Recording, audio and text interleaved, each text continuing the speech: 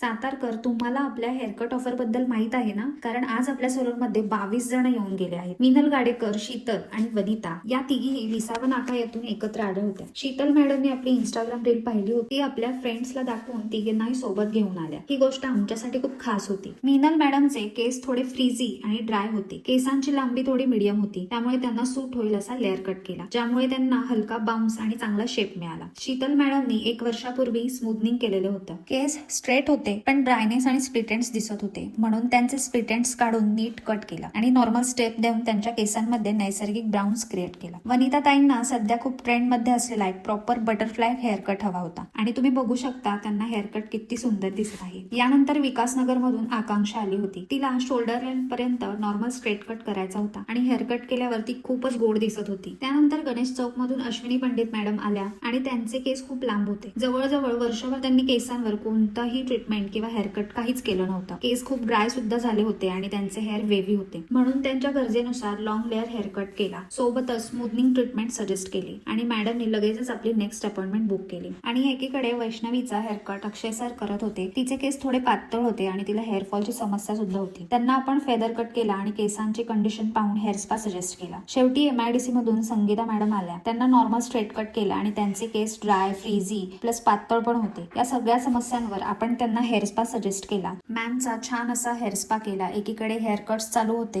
अशा प्रकारे आजचा दिवस नव्या क्लायंट्स, छान रिस्पॉन्स आणि बुकिंग्स मध्ये भरलेला होता. सो सातारकर, मग तुम्ही कधी व्हिजिट करताय?